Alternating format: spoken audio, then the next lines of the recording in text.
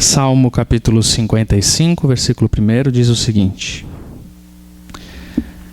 Escuta a minha oração, ó Deus, não ignores a minha súplica. Ouve-me e responde-me, porque os meus pensamentos me perturbam e eu estou atordoado diante do barulho do inimigo, diante da gritaria dos ímpios, pois eles aumentam o meu sofrimento e irados mostram o seu rancor.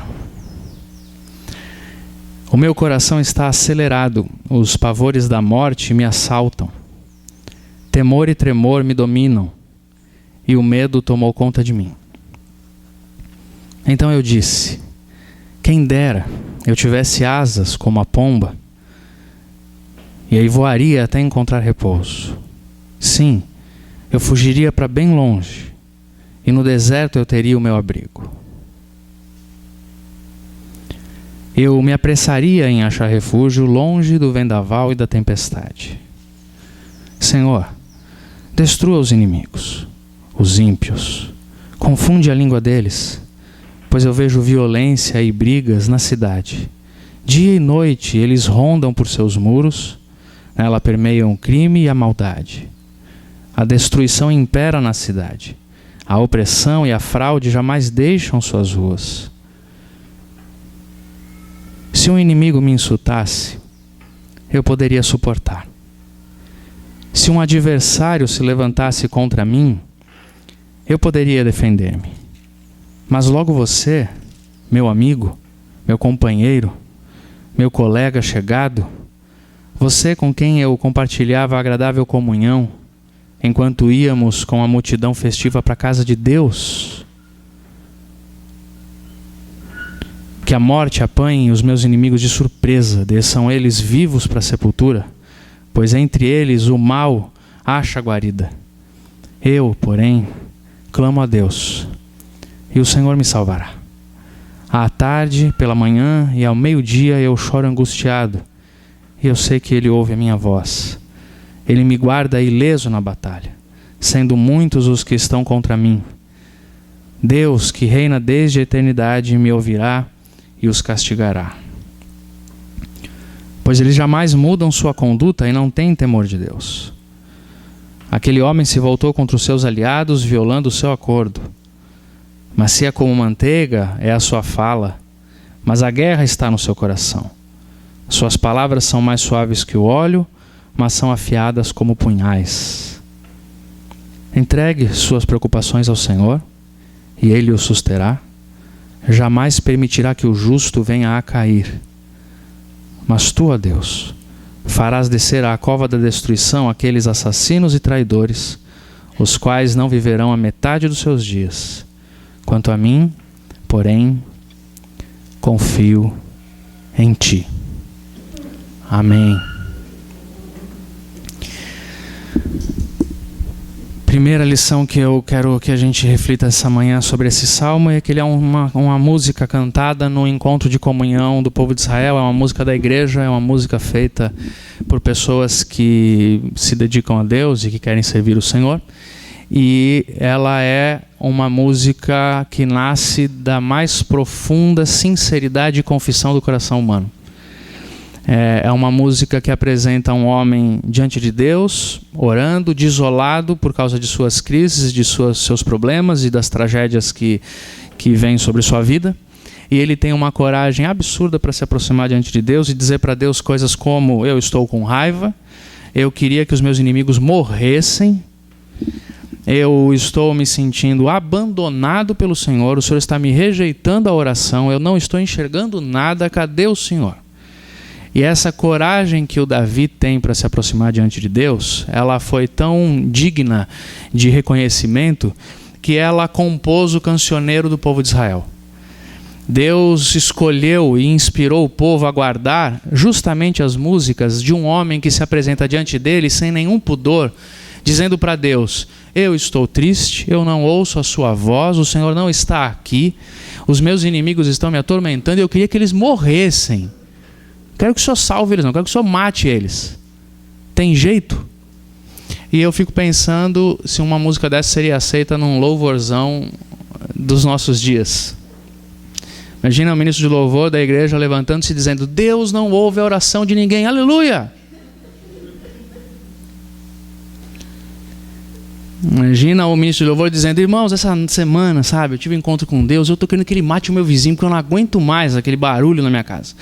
Os caras põem um som lá, eu queria que ele matasse o meu vizinho, eu não aguento mais. Vamos orar, irmãos, para Deus matar o meu vizinho? Imagina um negócio desse.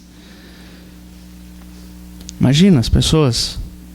Imagina o pastor abrindo a Bíblia e dizendo o seguinte: irmãos, eu queria dizer uma coisa para vocês. Eu estou numa maré tão difícil que Deus não fala comigo já, ó. Vou nem orar por vocês que vai dar errado se eu orar. Vai um tempão que Deus não fala comigo. Eu oro e não há nada que faça Deus falar comigo. Imagina isso. Que igreja é essa? Vai para frente uma igreja dessa? O que eu acho extraordinário nesse salmo, e eu acho extraordinário no Davi, e acho maravilhoso Deus honrar o Davi e deixar para nós como legado essa oração e tantas outras como esta, é que de fato o que Deus, o culto de um ser humano ao seu Deus nada mais é do que a exposição do seu coração tal qual ele está. Não há outra coisa que Deus queira de nós senão a exposição da nossa alma. Que palavras vazias são essas de quando você está absolutamente perdido e sem sentido e você começa a declarar coisas como se fé fosse uma questão de pensamento positivo. Oh, Deus está me ouvindo. Não está nada, você sabe que no seu coração você sente o contrário. Esses cultos que nós promovemos muitas vezes são tão sem sentido e tão vazios. E a gente é desafiado por um cara como Davi a oferecer a Deus do modo mais profundo, mais limpo, mais despido o próprio coração, dizendo para Ele o que a gente tem. Então eu queria lhe dizer isso. O que Deus espera de você é que você se apresente a Ele dizendo o que o seu coração carrega. Porque ao dizer o que o seu coração carrega, existe uma grande chance de que nesta exposição a Deus do seu coração, Ele traga para você a fé e a certeza de que apesar de tudo ao seu redor, Ele está cuidando de você. Porque de uma maneira quase perdida no texto e sutil aqui, o Davi vai falando: mas eu clamo ao Senhor, e Ele vai me guardar no meio da batalha. Eu sei que Ele está comigo. Eu sei que no final das contas Ele me protege. Essa fé, essa expressão de confiança, ela é o resultado da entrega do coração a Deus. Ela não é o resultado de um pensamento reprogramado, essa logoterapia evangélica. Isso é a coisa mais idiota que existe no mundo. Pense positivo, porque o Senhor quer que você pense. Pensa a sua verdade, meu filho. Deus só pode mudar um coração que se expõe a Ele. Eu queria mesmo que o Senhor matasse o meu inimigo. Porque em algum momento o seu coração é tomado pela presença de Deus, porque Ele habita a sua verdade, Ele vai até a sua verdade, e Ele faz com que a verdade do seu coração se aproxime da verdade da existência, que é Ele mesmo. Porque isso também é importante. Não pense em você que eu quis aqui promover um culto do tipo reunião de gente choramingando o tempo inteiro, dizendo que a vida não presta. Eu não estou querendo montar aqui um culto existencialista. Vamos nos reunir vamos mudar a ceia por uma garrafa de cerveja, um charuto, vamos ficar na mesa, como tem muita gente chamando a nova igreja de um movimento mais ou menos parecido como esse. Vamos nos reunir lá na mesa e ficar... A vida não presta mesmo? A vida não presta mesmo. Deus não fala comigo? Deus não fala com ninguém. Você quer saber? Acho que Deus nem existe. Vamos parar com esse negócio de Deus. Vamos mudar isso aqui tudo. Não é disso que se trata. Se trata de uma exposição diante de Deus da nossa alma, e quando isso é feito de verdade a Deus, o Senhor mesmo vai colocar no nosso coração a outra verdade, que é: eu estou para além do que você enxerga. Eu habito inclusive a sua tragédia mesmo quando você não vê. E eu faço coisas que você não consegue perceber na hora da sua angústia. Eu me aproximo do Senhor e elevo a Ele a minha angústia. E Ele se revela a mim. E através da fé, eu começo a fazer as declarações que o próprio Davi faz no meio do texto. Mas eu sei que o Senhor me protege. No fundo eu sei disso. No fundo eu sei que o Senhor cuida de mim. No fundo eu sei que Ele me protege no meio das batalhas. Ele reina desde a eternidade. E Ele vai me ouvir. Mas isso é o resultado. Resultado de um coração entregue a Ele. O que eu creio de coração é que o encontro de um ser humano com Deus, um encontro verdadeiro nosso espiritual com o Senhor, ele começa com a exposição da nossa alma tal qual ela está e termina com uma fé que nos invade e nos faz olhar a vida de novo, com a esperança de que isso que eu estou vivendo e que eu estou sentindo é a minha verdade da vida, mas não é a verdade completa da existência. É verdade que eu estou me sentindo assim e eu preciso dizer para o Senhor isso, mas não é verdade que a vida funciona desse jeito. Eu preciso ser tomado de esperança. O louvor verdadeiro do coração humano é a entrega da sua verdade para Deus. E a esperança é o resultado desta fé que nos invade pelo Senhor. Mas eu sei que no fundo Deus me protege. Eu sei que no final das contas Ele está cuidando de tudo. Eu sei que Ele reina na eternidade. No fundo eu sei. E talvez seja essa a resposta, talvez seja esse o termômetro, seja essa a medida de até quando vai a sua oração da angústia, até quando você leva a Deus a sua oração, até quando você leva a Deus o seu coração pesado, até que você seja visitado por Deus e o seu coração encontre de novo esperança. Até ali você tem que buscar o Senhor. Até ali você tem que expor a Deus as suas tristezas. Não até alguém da igreja muito animado chegar para você e dizer: para de bobagem, você não segue a Jesus? Quem segue a Jesus não sofre, que negócio é esse? Você manda esse pessoal ficar longe de você, que já está bom, e você vai e continua com a sua cara diante de Deus, dizendo: eu não estou enxergando, eu preciso do Senhor, me visita, me encontra e me cura. Porque enquanto eu não for habitado de modo sobrenatural por essa esperança que vem de fora, que eu não explico, eu não vou ficar acreditando nessas bobagenzinhas gospel que a turma quer que eu acredite. Porque o meu coração está carregado. Mas vai chegar uma hora em que eu serei visitado pela paz, pela fé, pela esperança de que Deus cuida. E se você me perguntar por que você entendeu isso, eu vou dizer: porque Deus colocou em mim, não tem outra explicação. Porque Deus me visitou e eu fiquei esperando e Ele me ouviu e Ele me visitou. Então, queria que você percebesse o que eu estou descrevendo para você aqui, que isso aqui é um movimento de sinceridade diante de Deus, é um movimento de fim de qualquer hipocrisia religiosa. Aquela hipocrisia que nos evita nos tenta tirar a oportunidade de ir a Deus como estamos, porque parece que é pecado você falar para Deus que você não está ouvindo o que Ele está dizendo. É pecado você dizer para Ele que nada faz sentido. Essa hipocrisia, essa bobagem. Eu não estou enxergando nada. E ao mesmo tempo essa é uma espiritualidade sobrenatural, um encontro com o Senhor que nos visita e coloca em nós aquilo que só Ele pode colocar. O apóstolo Paulo, um pouco menos poeta do que o Davi, um pouco mais lógico, um pouco mais argumentativo, bom para as pessoas que têm essa ligação com a vida. O apóstolo Paulo fala isso em Filipenses: não andem ansiosos por coisa alguma. Levem tudo a Deus com orações, com súplicas. O que o Davi está fazendo aqui é uma súplica. Suplique, implore, leve a Deus. E sabe o que vai acontecer? Todos os seus problemas serão resolvidos? Não. O que vai acontecer, como diz Filipenses capítulo 4, a partir do versículo 6, o que vai acontecer é que a paz de Deus, que excede o entendimento, guardará a mente e o coração de vocês. Vocês serão visitados por uma paz que excede o entendimento. E enquanto o Senhor não me tomar por essa paz, eu não vou sair daqui, vou ficar aqui esperando o Senhor me falar. Vou ficar aqui, não saio daqui, daqui eu não saio, daqui ninguém me tira. Daqui eu não saio, daqui ninguém me tira. Não está fazendo sentido, eu preciso ouvir sua voz. Sabe por que eu gosto desse texto? Também porque além de me ensinar que eu devo ser sincero e de que eu posso e devo esperar uma visita de Deus ao meu coração para que transforme a minha alma, Ao mesmo tempo em que eu devo mostrar a minha verdade a Ele, eu posso esperar que Ele traga a verdade dele a mim. A minha verdade a Ele me livra da hipocrisia. Mas a minha verdade por si só é muito nua e crua, muito feia. A verdade dele me traz esperança. E é isso que eu quero no final das contas.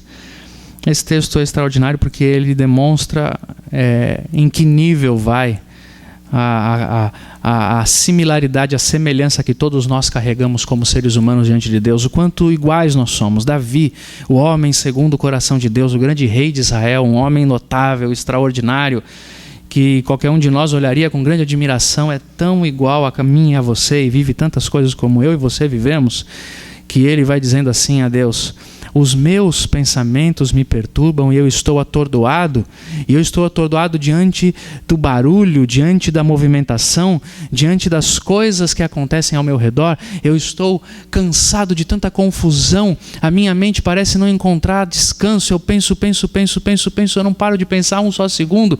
A minha mente entrou num movimento tão maluco, tão alucinado, que eu não paro de pensar, eu nem durmo mais. Se eu não tiver remédio, eu não durmo. O Davi estava assim.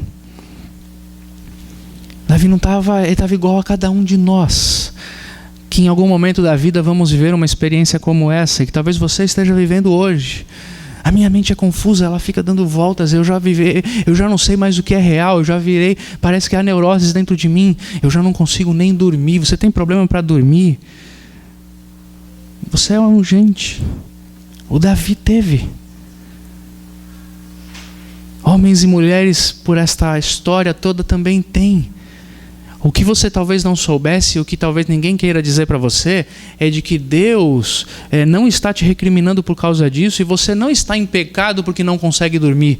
Você não consegue dormir porque a sua cabeça não para, os seus pensamentos não param, você criou neuroses, você tem pensamentos repetitivos, você tem crises e confusões na mente, você vive com isso tudo, você não consegue sossegar um segundo, você não consegue descansar um segundo, a sua ansiedade é tão grande, que tudo ao seu redor parece aumentar a sua ansiedade. O barulho, você está chegando em casa, não aguenta o barulho da TV, o barulho, a gritaria, a vizinhança põe música, isso começa a te atordoar, essa ansiedade crônica, essa irritação constante, essa coisa de que ninguém pode chegar perto de você, e do seu lado sempre tem que ter alguém avisando o seguinte: calma, o Alexandre hoje está bravo, calma, o Alexandre mas alguém chega e pergunta: mas faz 3 meses que ele está bravo todo dia e não para mais.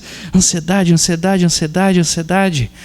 A questão é que ninguém nos conta, a gente não toma atenção nisso, não se dá conta desse fato, é de que esse tipo de ansiedade tem que ser levado ao Senhor. É por isso que você tem que orar dizendo a Deus a sua verdade. Você vem para a igreja na hora do louvor, a música suave, gostosa, convidativa, que inspira tantas pessoas, para você te deixa com... Você começa a mexer ali, começa a mexer o pé. Não vai parar. Enquanto as pessoas estão ao seu redor mais calmas, se deleitando com a canção. E é isso mesmo, a música faz isso, você não consegue nem com a música ficar quieto. O pé começa a mexer. Tudo o que nós precisamos é encontrar o Senhor e dizer isso para Ele. Mas às vezes ninguém nos avisa que Deus é o Deus que quer ouvir você dizendo para Ele que a sua mente está confusa, que você não entende nada e que você precisa se acalmar, porque mentes confusas geram decisões desastrosas, geram atitudes impensáveis. Gente com a mente em turbulência precisa encontrar a calma para não agir precipitadamente. Aí você vai lendo comigo aqui, você encontra Davi falando assim: o meu coração está acelerado, já a minha mente descompassou o meu físico, eu sinto palpitações, eu começo a suar frio, os pavores estão me assaltando, temor e tremor me dominam, o medo tomou conta de mim. As síndromes modernas que estão sendo catalogadas pelos especialistas não são tão modernas assim. A síndrome do pânico, o medo sem explicação, palpitação, suor, medos sociais, as dificuldades todas, elas estão aqui. Você vive isso? Já viveu? Alguém do seu lado vive isso? Pelo amor de Deus, não seja um evangeliquez retrógrado, estúpido. Olhe para a vida como ela é. Pavores e medos, descompensações físicas, palpitações, tremores no corpo, medo de tudo. Isso é normal. Isso não é saudável, mas isso acontece. Não é onde Deus quer que você fique, mas talvez seja onde você esteja. Davi é igual a você. Eu imagino que enquanto eu fiz a primeira leitura, alguns de nós foram olhando e falaram assim: caramba, é isso que eu sinto. É isso que eu sinto. E foi isso que eu quis fazer essa manhã. Com que cada um de nós se aproximasse o máximo possível da humanidade nossa e dos nossos semelhantes. Quantas vezes nós vivemos não somente as dores e os medos que carregamos, mas vivemos também o preconceito de uma sociedade que acha que quem vive isso está desequilibrado. Especialmente no ambiente religioso, onde as pessoas não têm voz, elas não podem dizer para ninguém: eu estou com medo, o meu coração está disparado, eu sinto coisas que eu não consigo controlar. Como é que você vai falar isso num ambiente religioso que chama tudo de diabo, tudo de demônio? Como que você vai falar isso num ambiente religioso que é ufanista, que vive dizendo que crente não sofre, que nós estamos entrando nos lugares da vitória? Como é que você vai falar uma coisa dessa? Como você vai se expor? A não ser que a gente se dê conta de que somos todos humanos e todos nós podemos e devemos olhar para o lado e podemos e devemos falar para as pessoas que estão ao nosso redor o que estamos sentindo, calafrios, medos, terrores, temores, sem sermos julgados, sem sermos tratados como anormais. Como é importante que tenhamos comunidades de fé em que nós acolhamos as pessoas que chegam ao nosso redor dessa maneira.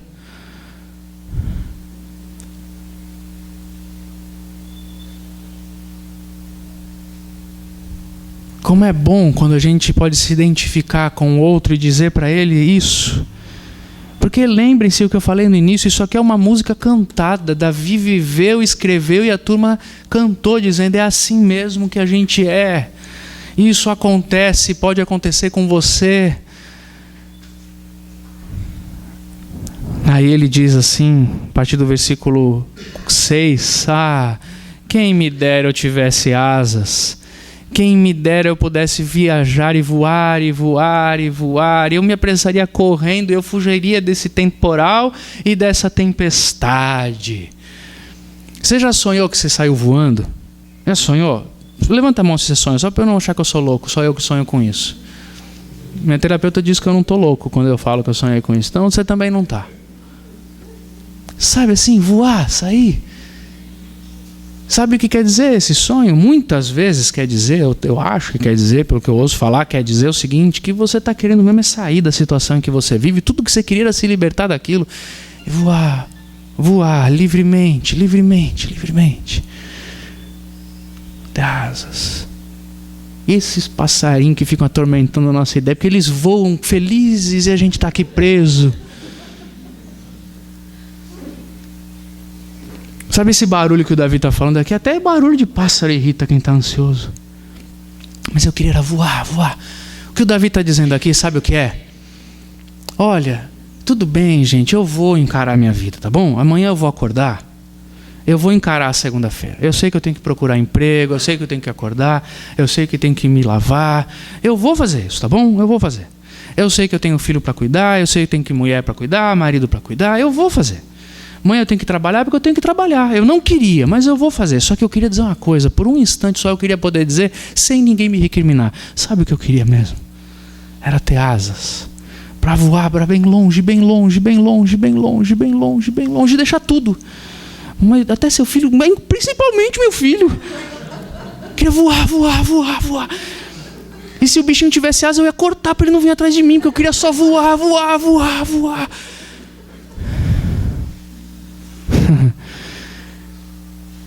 Eu queria largar tudo, eu queria largar tudo. Eu sei que eu não posso, tá bom, eu sei que eu não posso, mas eu queria.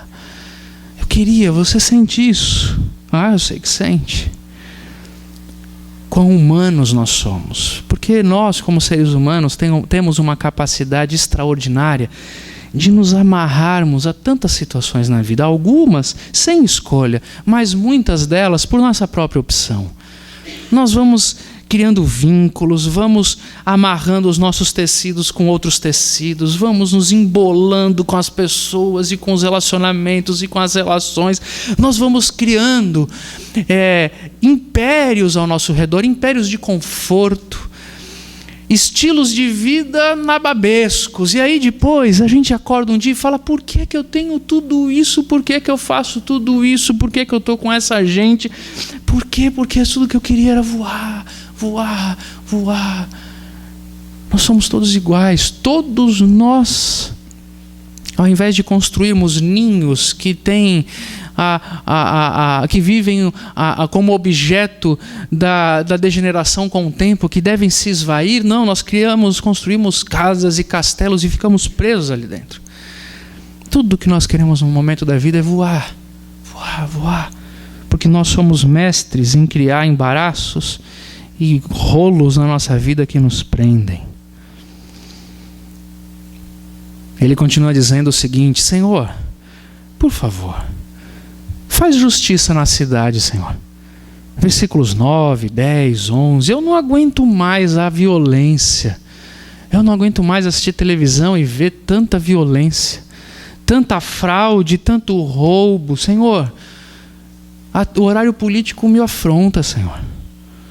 É tanta gente safada com cara de santo, é tanto roubo, e tanta fraude, tanta corrupção. Faz justiça, faz alguma coisa, coloca na cadeia. Senhor, meu coração não dá conta de ouvir essas histórias de estupro, violência infantil, abandono de crianças. Eu não aguento, Senhor. Eu não aguento.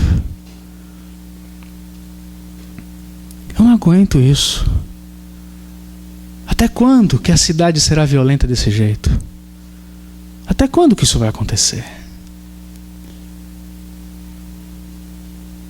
E nesse ponto eu olho para o Davi e vejo ele um homem nem um pouco politicamente correto. Nem um pouco. Ele é um homem nem um pouco sofisticado.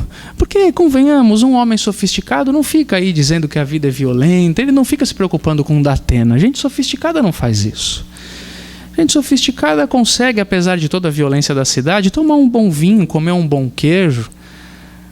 Gente sofisticada não sente essas coisas. Isso não é problema meu, isso é problema do governo. Não foi na minha casa. Mas eu queria dizer uma coisa para você, que você não sabe, que eu também às vezes não me dou conta, mas que cada violência que acontece no mundo afeta emocionalmente e espiritualmente você de um jeito que você não percebe. Não pense você que a sua capacidade de escolher o que vai guardar na sua consciência é tudo que a sua alma assimila. Não é. Você não é um ser somente consciente, como que pode dizer: ai, não quero saber dessa violência, e você muda de canal. E é bom que você faça isso, porque quem gosta de ficar vendo violência o tempo inteiro é sádico e masoquista. Então, eu vou desligar. E é bom que você desligue, preste atenção no que eu estou dizendo, pelo amor de Deus. Não estou falando para você virar fã do Datena. É bom que você desligue, porque eu não quero saber dessas coisas, mas não pense você que essas coisas não têm o poder de entrar de um modo sutil, sorrateiro na sua alma, se alojar no seu coração, e de repente você começa a sentir coisas que você não sabe o que você está sentindo.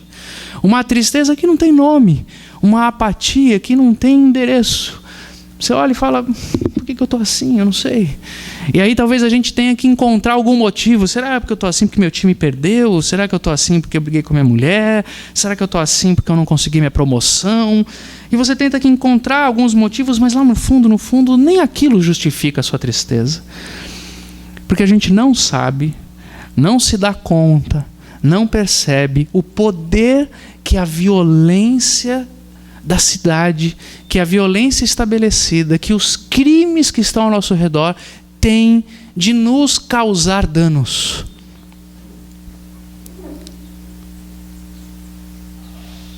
vão causando o dano da desesperança para com a vida. Por que eu vou votar esse ano? É tudo igual. É tudo igual. Eu te pergunto, isso que você pensa é uma decisão racional? Claro que é. Claro que não é. Você acompanhou o último candidato que você votou? Joga a primeira pedra quem acompanhou. Não, estou brincando, deve ter gente que acompanhou aqui, mas é raro. É tão raro que pode jogar, que só vai vir uma pedra em cima de mim. Você acompanhou. Você sabe os projetos de lei, você sabe as intenções por trás de cada projeto. Você acompanhou todos os candidatos. Você lembra em quem você votou para vereador na última eleição? Você acompanha a política? Você sabe tudo sobre o caso do mensalão, né? Ou você também só sabe que os políticos têm que ser presos e acabou a história? Você sabe tudo, né? Você conhece as propostas de cada ministro, a defesa, a acusação, você viu tudo. Você assistiu a TV Senado e viu tintim por tintim e entende tudo, porque também ver não adianta nada. Entendeu cada processo jurídico, cada instância do mundo jurídico em que cada um foi, buscou. Você entende tudo, né? E por isso você, muito bem embasado politicamente e socialmente no mundo, chegou à conclusão de que não tem jeito, é melhor não votar. Foi por isso que você decidiu isso? Não foi.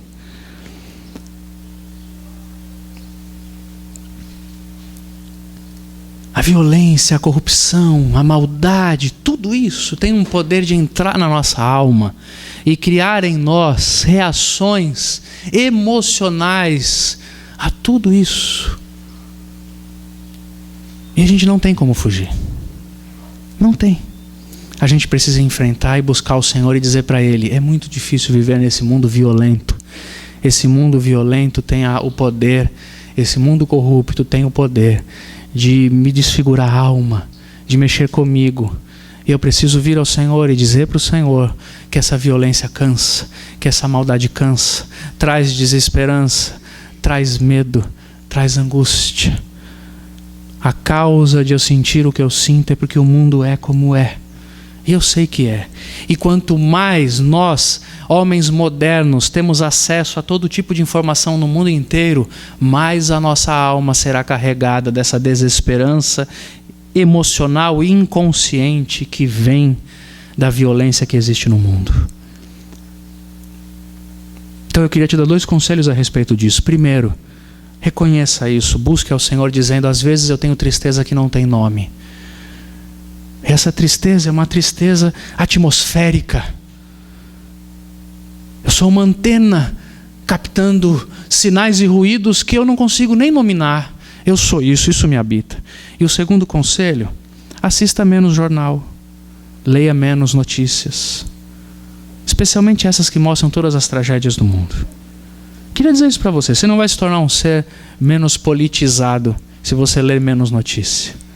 Excesso de informação não causa em você uma visão politizada do mundo. É só excesso de informação. Cuidado com o que você assiste. Cuidado com o que você lê. Se inconscientemente eu já recebo esses sinais, por que eu vou dar sopa para o azar? Ficar com uma janela aberta olhando o tempo inteiro. Vem maldade, vem violência, entra na minha casa, entra na minha vida, mexe com a minha estrutura. Olha o louvor que os irmãos estão cantando. Vem violência, vem. Não faça isso. Esse cara diz coisas mais profundas. Ele diz: olha, até aqui estava até bom, você quer saber? Violência do mundo, inimigo me perseguindo, esse povo aí, que eu queria que morresse, inclusive. Mas o meu amigo me traindo. Versículos 12, 13, 14. O meu amigo me traindo. O meu amigo me fazendo mal. Gente em quem eu confiei. Gente que era meu irmão de fé. Ia na igreja, ia comigo. Ouvia o mesmo evangelho, falava as mesmas coisas. Isso é demais. Isso é demais. Meu amigo, o meu irmão de sangue, nascemos da mesma mãe. Ih, pastor, não mexe com esse negócio não, porque é perigoso. Meu irmão, na altura do campeonato, a gente viveu tanto tempo junto, na mesma casa, a mesma mãe, o mesmo pai, a gente aqui está brigando por dinheiro. Meu irmão fez isso comigo, a minha irmã fez isso comigo.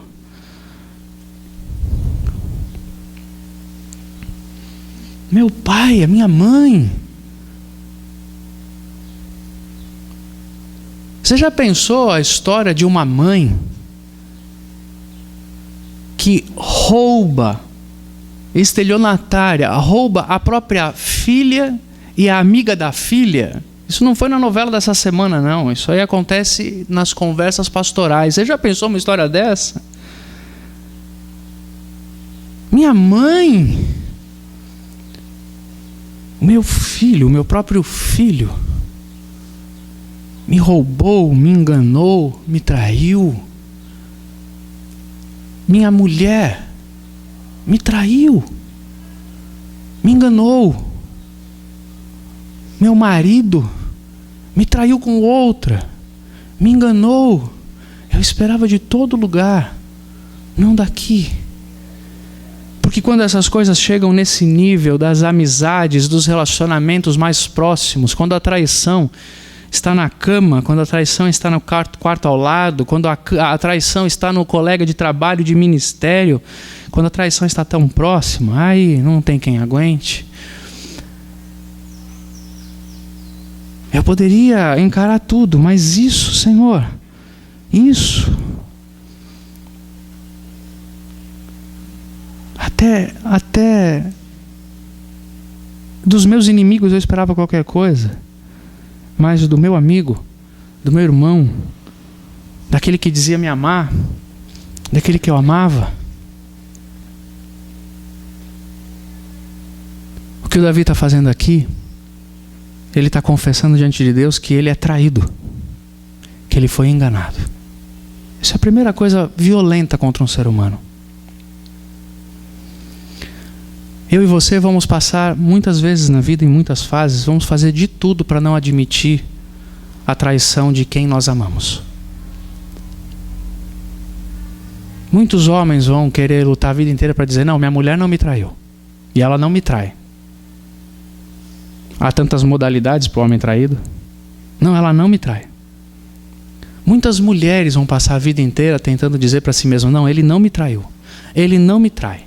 Ou vão dizer para si mesmas e para si mesmos o seguinte, eles têm razão de me trair.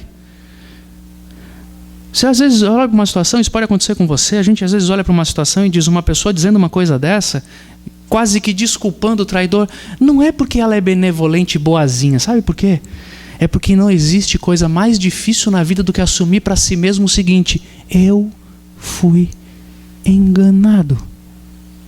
Isso mexe com tanto mais coisa e tão mais profunda dentro da gente, que é mais fácil a gente desculpar o outro e justificar o outro e negar o fato do que assumir para si mesmo. Eu fui traído, eu fui enganado, eu fui trocado. Eu não quero admitir que o meu filho fez isso comigo. Eu dei tanto amor, passei a minha vida inteira cuidando, fiz de tudo. Não é possível, deve ter uma outra explicação.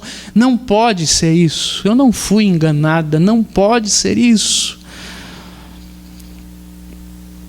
Sabe quando acontece um conflito em família, em que um irmão seu trai, engana, arrebenta a vida dos seus pais, e você se posiciona e diz, você não vai fazer mais isso, eu vou proteger os meus pais, e depois de você se meter no assunto, os seus pais viram para você e dizem, não faz isso não, ele coitadinho, ele me roubou, mas você tem que entender o seu irmão, e aí você fala, não é possível, eu me exponho, eu tentei defender a causa, eu fui para minha casa, eu confrontei o meu irmão, eu pus o dedo na cara dele e veio meus pais e dizem, não é possível. Um dia você vai ser pai, se você tomara que você não passe isso, mas um dia talvez você descubra a dor que é para um pai e uma mãe admitirem, o meu filho se tornou esse monstro e me traiu e me abandonou e me rejeitou. Essa dor é tão mais profunda que é melhor eu tentar dar uma justificativa, uma desculpa, passar panos quentes, porque não dá para aguentar essa dor. Não dá. Aí vem o Davi e aguenta essa dor. E ele se aproxima de Deus e de si mesmo e ele diz: eu fui traído. Eu fui traído. Eu fui enganado. Eu fui trocado.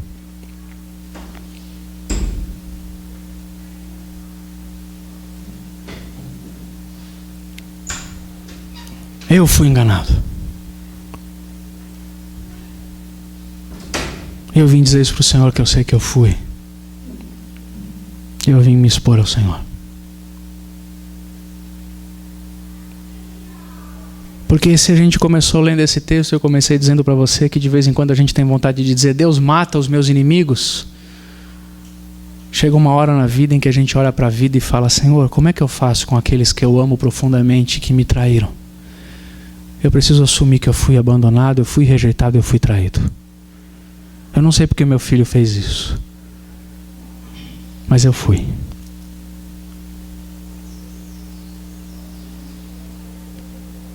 Tem gente que passa a vida inteira sendo enganado e nunca consegue ser curado, ser tratado e não se desvencilha desses ambientes de agressão e traição só porque não consegue assumir para si mesmo o seguinte: eu fui traído. Eu preciso que o Senhor restaure a minha dignidade e que o Senhor me trate. Tem gente que passa processos familiares doentios, com monstros dentro de casa. Tudo porque não tem coragem de dizer: eu fui rejeitado, roubado e traído. Mas foi meu filho, foi. Mas foi isso que ele fez. Eu preciso trazer para a luz esses processos da minha vida, para que eu seja tratado, restaurado, curado e todos ao meu redor também sejam.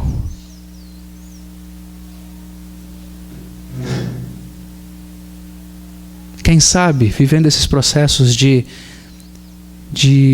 semelhança com o meu próximo, de exposição da minha alma, de busca ao Senhor do jeito mais sincero que eu possa viver, quem sabe eu encontre a expressão de esperança que o Davi sempre encontra nos salmos dele.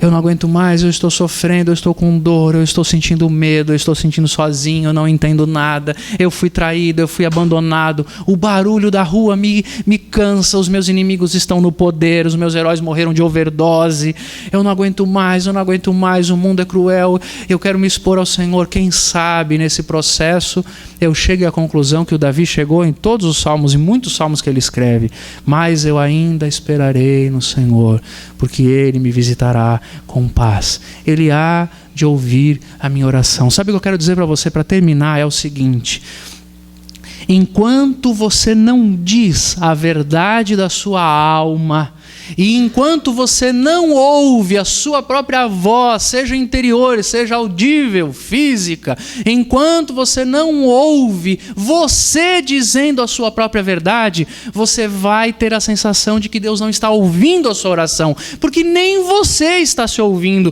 Como é que Deus vai te ouvir? Você não vai acreditar que Ele está te ouvindo até que você se ouça. A minha verdade é essa. Quando você falar a sua verdade, eu posso te garantir que espiritualmente você vai ser visitado pela certeza de que Deus ouviu. Eu estou assim, Deus ouviu. Eu estou com raiva, Deus ouviu. E por que Deus ouviu? Deus sempre ouve, mas por que você vai saber que Deus ouviu? Porque você ouviu a sua voz. Você se ouviu. Se você se ouviu, você vai acreditar que Deus também te ouviu. E é assim que a gente vai ao Senhor, porque somos todos iguais, todos seres humanos como Davi. Amém? Você quer saber se Deus te ouviu? Então ore comigo agora e fale, ou só reafirme tudo o que você já está falando enquanto eu estou ensinando aqui. Enquanto eu estou falando pela palavra do Senhor, eu sei que você já estava pensando um monte de coisas. Fale de novo. Fale na sua alma. Fale na sua mente. Fale diante do Senhor agora. os seus medos mais tenebrosos, suas dúvidas mais cruéis, suas confusões mais cruéis. Eu nem acredito mais em Deus. Fala isso para ele. Fala assim: eu não acredito mais em você. Fala para ele. Estou tão confuso que não acredito mais nada. É esse o seu coração? Nada me faz sentido. É esse o seu coração? Eu estou com medo. É esse o seu coração? Eu tenho tanto medo que eu não consigo mais dormir. Eu sou tão ansioso que eu não consigo mais dormir. É assim que você está? Eu queria mesmo era voar. Eu queria abandonar tudo. Eu queria sair correndo. Eu queria sair